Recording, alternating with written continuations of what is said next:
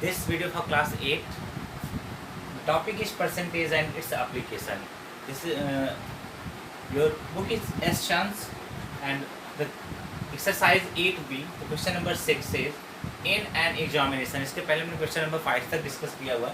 In an examination Piyush score 490 marks. एक exam में पीयूष को कितने मार्क्स मिलते हैं? 490 मार्क्स मिलते हैं. If he score 70% mark, find the maximum marks. आपको मैक्सिमम मार्क्स यानी जो है कितने मार्क्स का पेपर रहा होगा उसको फाइंड करने के लिए कहा गया है.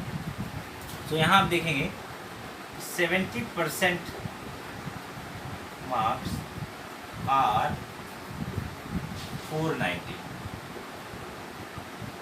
70% मार्क्स क्या है? 490 है. तो हम ऑब्जर्व कर लेते हैं, let the maximum marks are x. क्या करेंगे हम? लेट कर लेंगे maximum marks are x. Late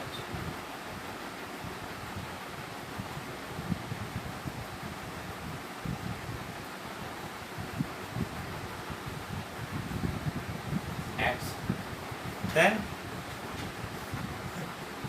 by according to question it says 70% of x is equals to 490. That means x into 70 upon 100 is equals to 490. X is equals to 490 into 10 upon 7, 700. 70 into 10 is 700. So that the maximum marks of this examination is 700.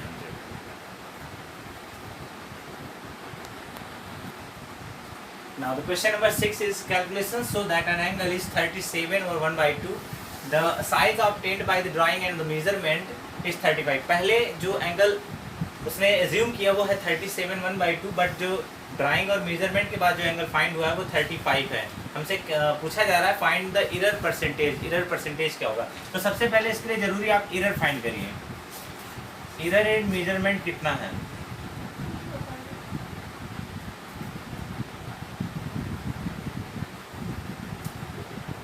Error in measurement is 37.5. इसे हम 37.5 minus 35, यहाँ से मिल गया हमें 2.5 degree का error है. सो अब जो है एरर परसेंटेज निकाल लेंगे यहाँ से. Error percentage is error upon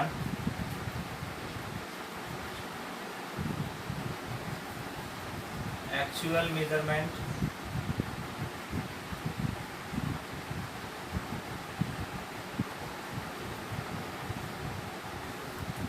into 100. तो इस तरह से हम इसका एरर परसेंटेज फाइंड कर सकते हैं.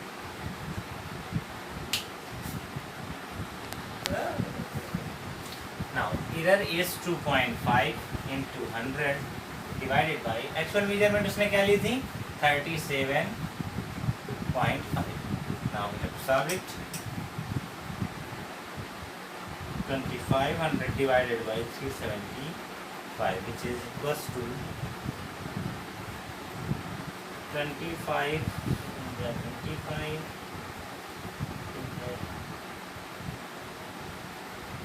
by 20 upon 3, that is 6 over 2 by 3%. Since we have to find their error percentage, that is 6 over 2 by 3%.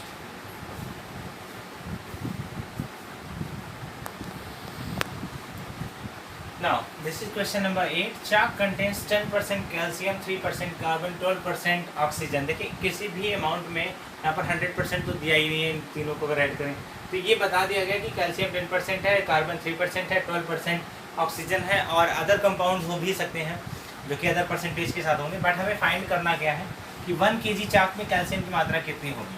तो यहाँ पर जो है अमाउंट ऑफ कैल्शियम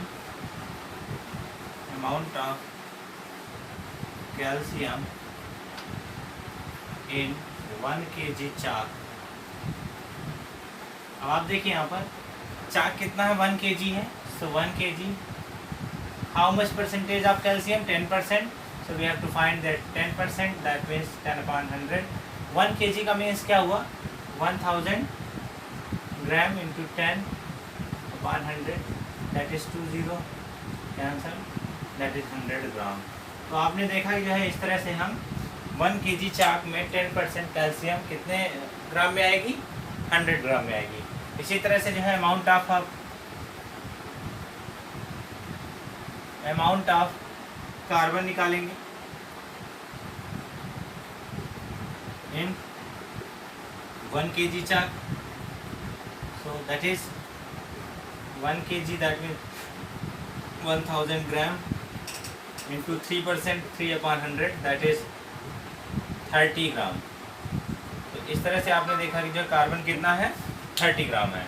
सो आप इसके आगे 12% ऑक्सीजन भी इसी तरह से फाइंड आउट कर लेंगे.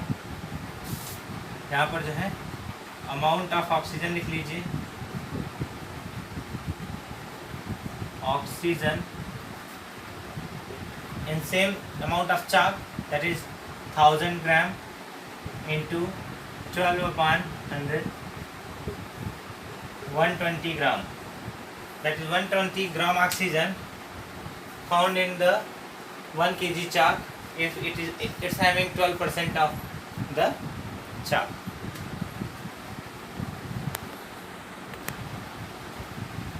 Now this is question number 5.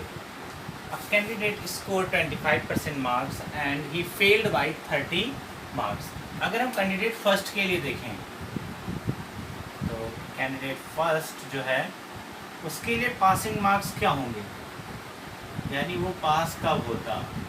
तो जो मिनिमम रिक्वायर्ड पासिंग मार्क्स है उसके लिए वो ये हैं कि टोटल नंबर x को लेट कर लें और x का अगर 25% वो फाइंड हुआ था, गॉट कर गया, लेकिन फिर भी 30 मार्क्स से फेल हो गया. यानी अगर हम 30 मार्क्स उसे दे देते हैं, देखिए x का 25% उसने फाइंड आउट किया है और 30 मार्क्स अगर हम उसे दे दें तो वो पास हो जाएगा. दैट मीन्स पासिंग मार्क्स क्या थे इसके लिए? ये था for candidate first. Candidate second की अगर हम बात करें, उसका जो पासिंग मार्क है वो क्या है?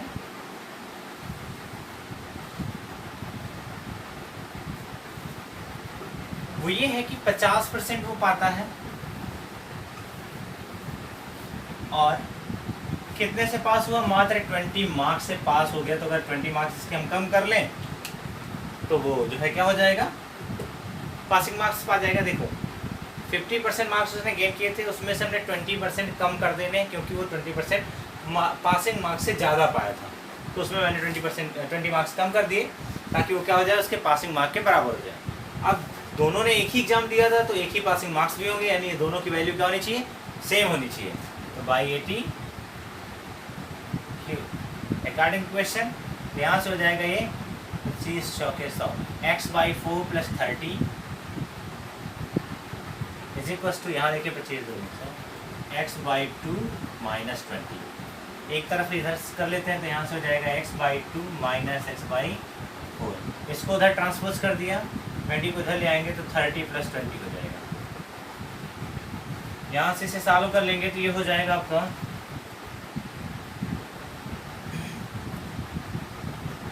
2x - x/4 = 50. यहाँ से x = 200. तो x की वैल्यू यानी टोटल पासिंग मार्क हमने जो x माना था, टोटल मार्क्स क्या मानते हैं हम? x. तो टोटल मार्क्स यानी मैक्सिमम मार्क्स कितने रहे हैं? x, जो कि क्या है? 200 आया है. ठीक है, वहाँ आप देख सकते हैं. अब पासिंग मार्क की अगर हम बात करें तो किसी एक से हम पासिंग मार्क्स को फाइंड आउट कर सकते हैं. पासिंग मार्क्स दैट मीन्स ये जो आंसर है वो किसका है? मैक्सिमम मार्क का आंसर है. और जो मिनिमम पासिंग मार्क्स हैं वो कितने हैं? तो उनको हम फाइंड आउट करेंगे इससे x/4 + 30 से. तो x/4 + 30 तो क्या हो जाएगा? 200/4 + 30,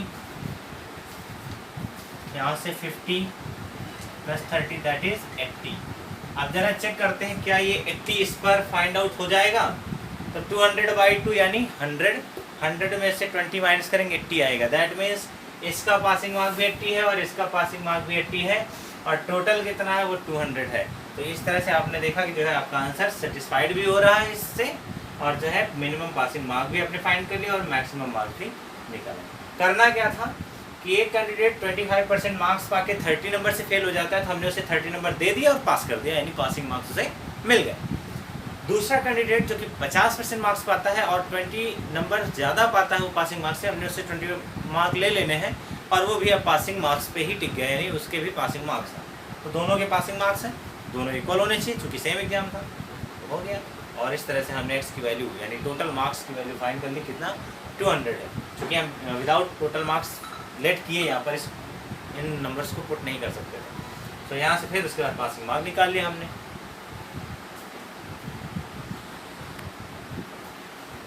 देखिए देयर आर, क्वेश्चन नंबर 10 जो है वो कह रहा है there are 120 girls and 57 boys in the school. If 5% of girls leaves and no new peoples are admitted then find the percentage of boys. अभी आप देखिए जो है बॉयज़ का परसेंटेज कुछ अलग होगा, क्योंकि जो है टोटल स्टूडेंट में हम बॉयज़ का परसेंटेज निकालेंगे तो वो अलग होगा।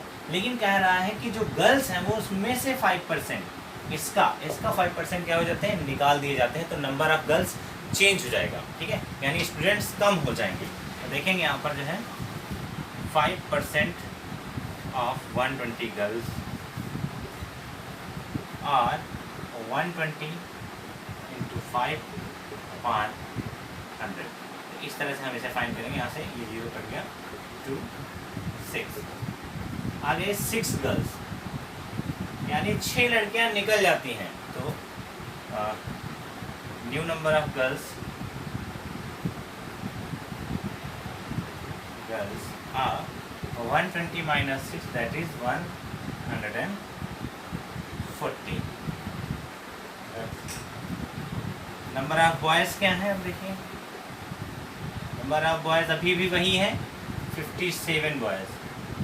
एंड टोटल स्ट्रेंथ क्या हो जाएगी, टोटल नंबर ऑफ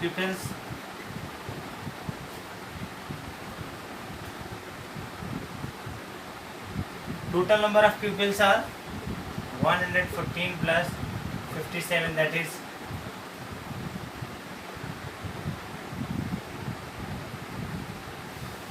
171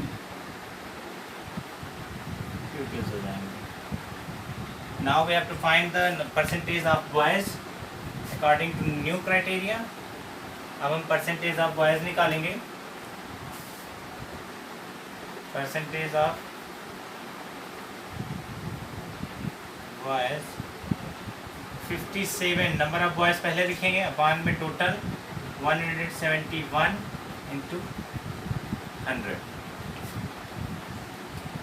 57 3 × 171, 100/3 आया है परसेंट, 100/3%, दैट मीन्स ये हो जाएगा 33 और 1/3%, या फिर इसे हम लिख सकते हैं 33.33%। तो कहने का मतलब कि जो नंबर ऑफ बॉयज़ का परसेंटेज अब क्या हो गया, वो 33 और 1/3% हो गया, पहले कुछ और रहा होगा। Now, question number 11, in an election candidate got 65% of total valid vote। देखो यहाँ बहुत ज़्यादा कंफ्यूजन होगा, total valid vote, total votes in सब में। सो हम ये देखते हैं, हम पहले मान लेते हैं कि टोटल वैलिड वोट्स जो दिया हुआ है, दिया if total number of votes are 6 lakhs। तो यहाँ पर इसे पहले हम लिख लेंगे कि total number of votes are 6 lakh votes. अब कह रहा है कि in these total votes there are 8% of total votes are invalid. तो नंबर ऑफ इनवैलिड वोट्स निकालेंगे अब, number of invalid votes. Question को ध्यान से देखिए इलेक्शन होगा, जो भी वोटर्स की संख्या होगी उनमें से कुछ लोग ऐसे होंगे जो अपना वोट गलत तरीके से डाल देते हैं, तो उसके बाद चूंकि इतनी संख्या थी उनमें से कितने लोगों ने गलत डाला है? 8% of the total votes. That means 6 lakh का हम क्या निकालेंगे? 8% निकालेंगे, और दैट इज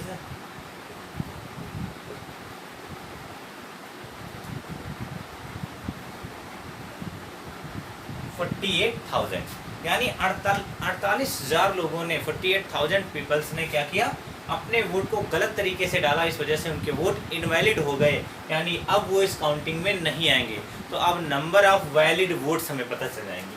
तो हम निकालते क्या है? Number of valid votes.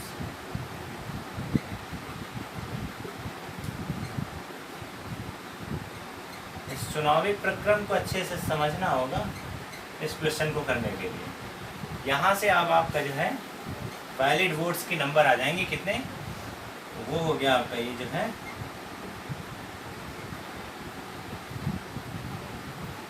5,52,000।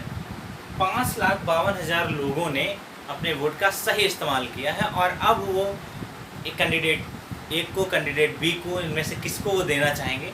तो जो कैंडिडेट जीता है in an election, candidate got 65% of total valid vote. तो टोटल वैलिड वोट यानी इन नंबर्स का 65% कौन पाया है? हमारा कैंडिडेट जो विनिंग है। सो हम यहाँ पर जो है लिखेंगे कैंडिडेट गॉट वोट्स। कैंडिडेट को कितने वोट्स मिले हैं? तो these are 65% of valid votes. यहाँ पर 65% ऑफ वैलिड वोट्स। यहाँ आप देखें बहुत से लोग कंफ्यूज हो जाएंगे। यहाँ पर लिखा है टोटल नंबर ऑफ वोट्स। देखिए ध्यान से, votes, total number of votes अलग बात है और वैलिड वोट्स अलग बात है। यहाँ पर क्या कहा गया था? 65% ऑफ टोटल वैलिड वोट। यहाँ क्या कहा गया? Total number of votes. तो टोटल वैलिड वोट अलग होते हैं और टोटल नंबर ऑफ वोट्स अलग होते हैं। वो कैसे, यहाँ पर फाइंड आउट करके हमने दिखाया आपको। अब हम कैंडिडेट ने हमारे 65% ऑफ वैलिड वोट्स को फाइंड आउट किया है, तो अब हम 65% निकालेंगे किसका? 5,52,000 का। सो क्वेश्चन को मिटा देते हैं। तो in favour of candidate the number of votes are 5,52,000 का 65%। परसेंट मतलब 100।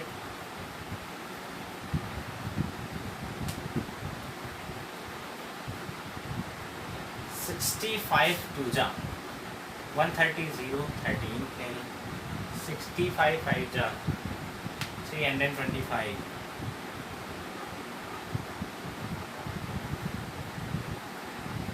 33 carry 325 again 8 5 358।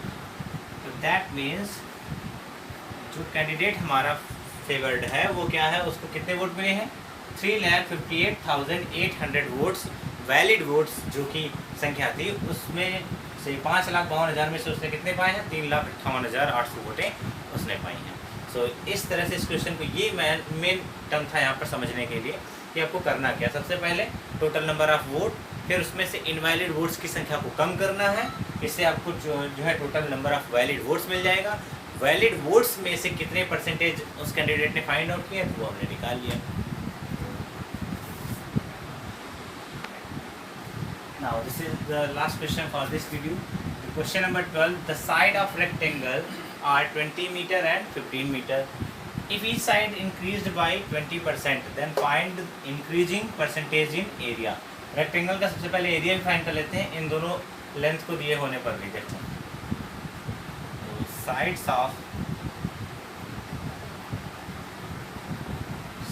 of rectangle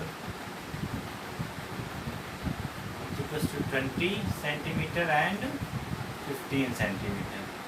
Then its area of rectangle, ये पहले की बात कर रहा है जब शुरुआती था, यानी ये तो कह रहा है। तो एरिया क्या हो जाएगा? 20 into 15 square centimetre, that is 300 square centimetre. Right. अब जब उसके बाद क्या कहा है कि साइडेज इंक्रीज करते हैं हम 20%, तो new sides of rectangle 20% increase कर रहे हैं, ध्यान दीजिएगा जरा, तो 20 इंटू 1 + 20/100 सेंटीमीटर इंक्रीज किया है, प्लस कितना 20%, इधर भी वही काम, एंड 15 1 + 20/100, इसे हम सॉल्व करेंगे।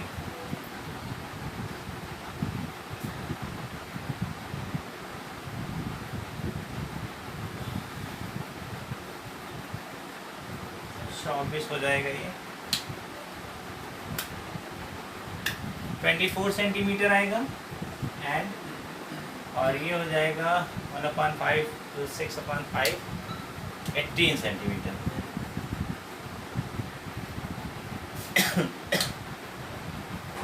तो अब न्यू साइड्स ऑफ रेक्टेंगल आ गई, यहाँ से न्यू एरिया भी आ जाएगा उसका,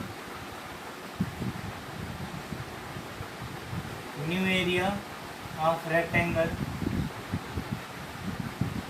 ये हो जाएगा आपका 24 × 18 स्क्वायर सेंटीमीटर।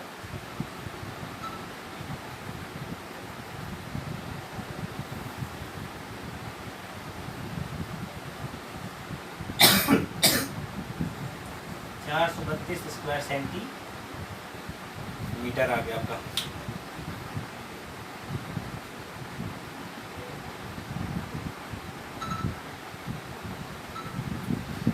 अब जो है हम इसका इंक्रीजिंग परसेंटेज निकालेंगे, तो पहले इंक्रीज्ड एरिया निकालना होगा। हम क्या निकालेंगे? Increased area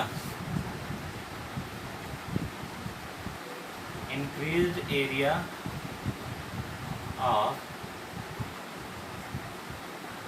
rectangle is equals to 432 minus 300, that is 132 square centimeter. Now increasing percentage in area, आप क्या निकालेंगे? increasing percentage in area,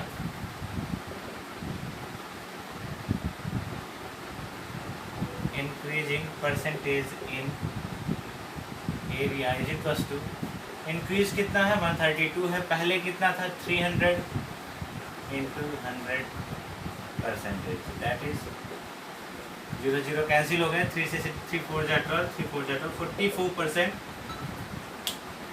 increase हो गया है रेक्टेंगल, जब उसकी साइड को हमने 20% दोनों को इंक्रीज किया था। Now we have to turn to your homework. Complete exercise 8B, आपको 6 से लेकर सारे क्वेश्चन करने हैं 16 तक, जिनमें से 3 जो है आपको 2 MCQ और एक हाई ऑर्डर थिंकिंग स्किल है। 13 नंबर क्वेश्चन मैंने लेफ्ट किया है, आप उसको जो है अप्लाई करिए, सॉल्व करिए। If you have any problem then ask to me. So आपके जो है आपकी एक्सरसाइज 8B कंप्लीट होती है, इसके बाद हम आपको प्रॉफिट एंड लॉस का जो है टर्म सिखाएंगे।